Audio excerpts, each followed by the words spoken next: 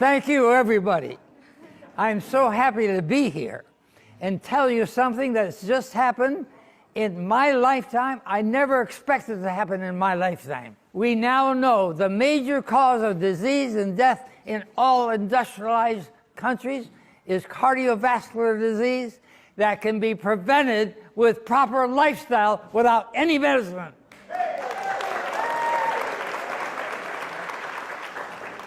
We just have to avoid 7 lifestyle risk factors.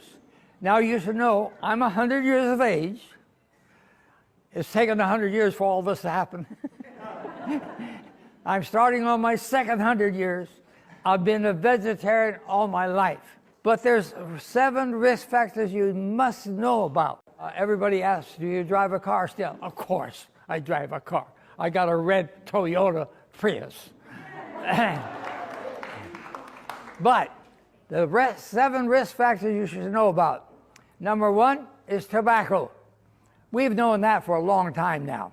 1964 Surgeon General's report. Everybody knows not to smoke.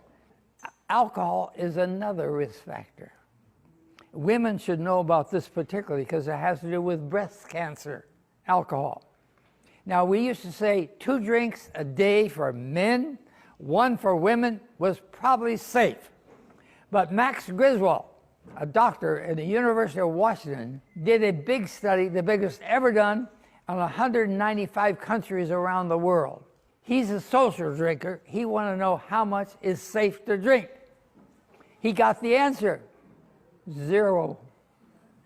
So it's tobacco and alcohol are 2 risk factors we must avoid. The next one is inactivity, lack of exercise. We need to exercise every day. That's very important. I have outlived my 2 brothers, 13, 14 years, 17 years. They're already passed away.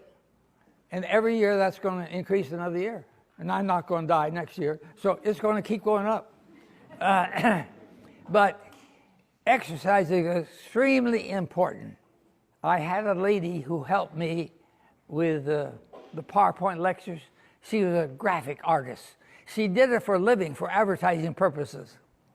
She did a lot of work for me, but she was kind of big. I mean, big, big, big. I said to her one day, you know, I've got to talk to you about your weight.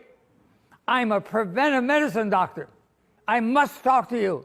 Her face fell. I said, do you want the bad news first or the good news first?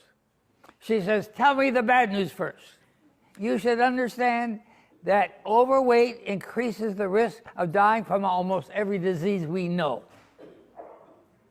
But now let me give you the good news.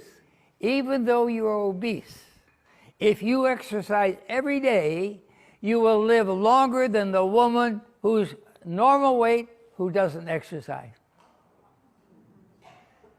A man who smokes, has hypertension, has high blood cholesterol, but if he exercises every day, he will outlive the man who doesn't have any of those problems, who doesn't exercise.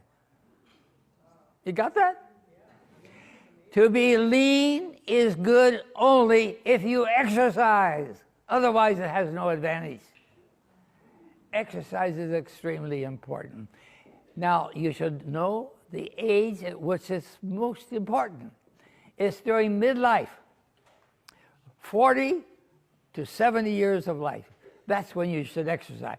That's when people get more money to relax and do less exercise and eat more. They need to turn it around. Exercise more as they get older and eat less as they get older. Okay? Exercise is extremely important. The next risk factor, overweight. We already mentioned a little bit about overweight. Okay? We need to figure out why people are getting so fat. We have a new idea. They're addicted. So we can divide the overweight people into different categories now. Some are psychologically affected. They crave something psychologically. Other people, they have a real addiction because they're making opiates in the body. We need to differentiate these two and treat them in a different manner, okay? The next big risk factor was a problem with too much meat and too much sugar. Now sugar, for the first time, we've discovered, increases heart attack risk. Too much sugar can increase heart attack risk.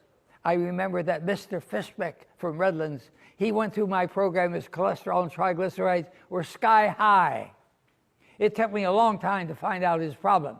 He wasn't overweight, he wasn't eating a lot of meat. What was his problem? I hit the right question. Do you like ice cream? Oh yes, I like ice cream. I said, then you mean sometimes after your meal, you have a dish of ice cream? Well, it's not quite like that. Well, how is it? It's before I go to bed at night. Now, the usual bowl isn't big enough.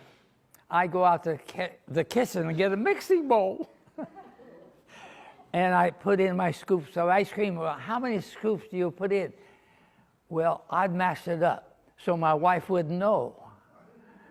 But you know, how many is it? Well, it's at least 3. Then I put frozen strawberries on top, but you know they aren't very sweet. So I whip sugar into it. And then I put whipped cream, and you know whipped cream isn't sweet either. So I whip sugar into the whipped cream. I said, how long have you been doing this? Every night for the last 6 months.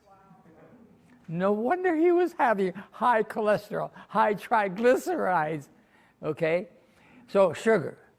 But now the question of cutting down on meat, that irritated the American public. They didn't like that. They liked their meat. So what we're going to do about that, the Heart Association changed the recommendation. Eat more fruits and vegetables. But really they meant eat less meat. But it didn't say it. So they had another recommendation. Don't eat more than 5 to 6% of your calories as saturated fat. Now let me tell you the secret. That means vegetarian diet. But they didn't use any bad words, vegetarian or meat. They didn't talk about it. Just saturated fat. Get rid of the pork fat, the lard, and that sort of thing. See, animal fat is a big problem. Now they added to this hypertension, high blood pressure, and high cholesterol. But the first 5, if you do those, they keep you from having high blood pressure and high cholesterol. I'm so excited about what we know we can do. We can lower heart attack risk 80%, the first stroke risk 80%, diabetes risk 88% by lifestyle without any pills. No medicine. Now in 2015, the U.S. government was advised by their medical scientists to tell everybody the optimum diet is a vegetarian diet. Can you believe it? The vegetarian diet is an optimum diet. It'll help reduce the risk of these diseases. But when it got to the leaders of the agriculture department and the health department, they said that's too strict. They added lean meat to that optimum diet. But the scientists didn't want them to do that, but they did it. But the optimum diet is a vegetarian diet. Everybody should know this. It's not something unusual. Everybody needs to know this. Now, it's exciting that we know what we should do. Our next breakthrough is going to be to get people to do what they know they should do. The exciting thing is you and I don't have to wait for the doctor to tell us. If we live the right lifestyle, we won't get these heart attacks and the strokes. So I pray that all of you will live the right lifestyle and tell your neighbors to do it too.